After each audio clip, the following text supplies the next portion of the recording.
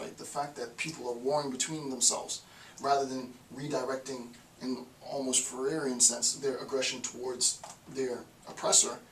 We're not denying that, but it doesn't come as a consequence of social consciousness, right? There is no collective or group consciousness. What does it come as a consequence of? Their behavior, their interaction, right? The discourse that structures their actions. And this is a pretty, for me, I think that's a pretty fair claim. That's a pretty strong claim. Third, if the idea of distortion and consciousness are abandoned, one can live with the rejection that there is no single way in which to perceive society globally, and no utopia in which all would describe it unequivocally, right? So the point is that there isn't, right? Third, the idea of distortion and consciousness are abandoned. One can live with the recognition that there is no single way to perceive society globally, right? So that global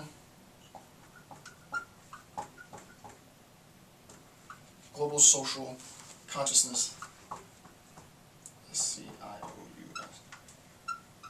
is even more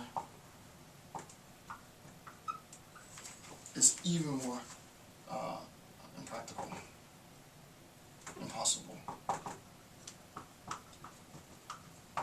Right? We can't talk about social consciousness, so we're definitely not going to be able to talk about global social consciousness, right?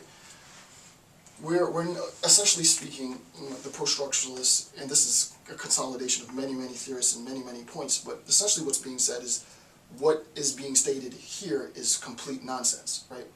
What's being stated here, the idea that there could be this collective consciousness and that collective consciousness can then be used in the form of resistance, in the form of an attempt to fight the powers that control them, is absurd.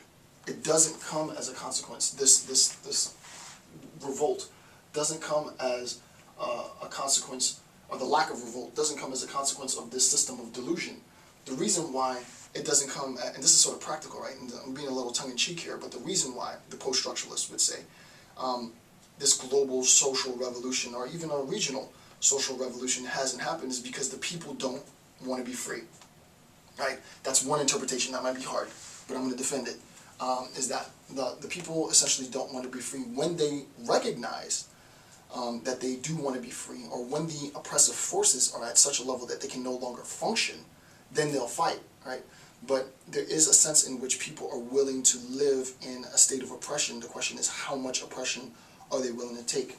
And in fairness to the argument, I am entertaining this level of reason in my own current work, the relationship of oppression at that point.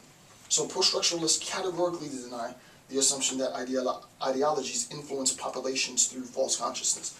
They're not going to buy into that, right? For them, and this is important, right? Ideology secures the system by consent. It's not the fact that ideology functions, and right here this would be coercion, right? It's not that it functions through coercion, right? It's not that all of this happens through coercion. What ends up happening is that individuals on their post-structuralist account, right? So we have hegemonic power, and we have a system, but this system is more a system of governance, and individuals consent, right? Individuals consent to be governed, right? So for the post-structuralist account, individuals consent to be governed rather than this use of coercion in this this more insidious governing apparatus, right? What they're saying is, you know, just use Occam's razor to defend the post-structuralists. I mean, I can argue either stance. I don't really care for either stance, but the post-structuralists, to defend them, their claim, the post-structuralists is saying, you know, implement Occam's razor. What's more likely the case? Is it more likely the case that these systems of delusion are created such that ideology is used to willfully misinform the population, such that they create their own oppression through ascribing to this misinformation? Or is it more likely the case that they just consent to a system of dominance, right? I don't know. It's this, to be fair to post-structuralists, right? To be fair, and not to say that it's just some sort of flippant ramblings, right? To be fair to the political aspects of post-structuralism, I think that account needs to be addressed, right? And that's what's being said, right? It's not the case that the system comes as a consequence of Marxian false consciousness, and quote unquote, but that it's not about coercion, it's about consent, right? So that's really, we can boil the distinction down between the Marxist conception and the post-structuralist conception as a difference between consent and coercion. No one's denying that there's oppression. No one's denying that there's power. No one's denying that there's a system. What's being denied is how that system is being implemented to control the population. Post-structuralists arguably are saying that population are choosing to willfully, this might be a little bit too strong, but one interpretation might be is that the population has consented to the system, and the way we go about revolt is to get them to relinquish that consent, right? We would get revolt if they relinquish their consent, fine, right? Negotiation, vernacular, this is more sort of, this is more discursive. This is more ideological, right? This is far harder to do, right? If not impossible. So, with the idea of this individual, then the individual agent under a system of hegemonic power, controlled by hegemonic power. The question is, how do we make sense of that individual's subjectivity? And there's a good quote to describe this, right? And let me see what I have. There's a good quote to describe this. So, with respect to the nature of subjectivity, quote, the subject is in the first place the subject of a sentence, right? I am a father, right?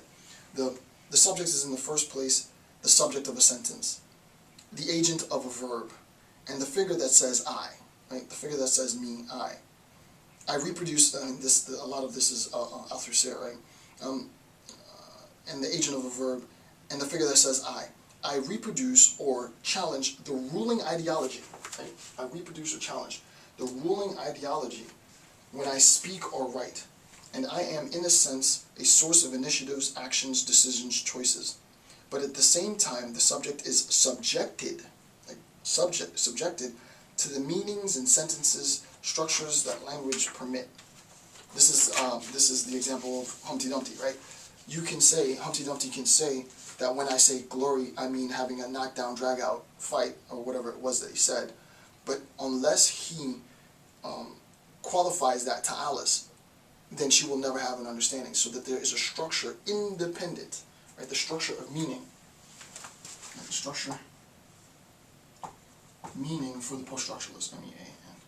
Meaning exists independent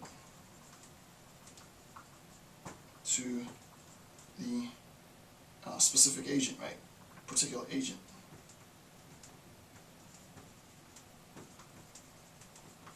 And we saw that in the first bit, right? The idea was, in discussing post-structuralism,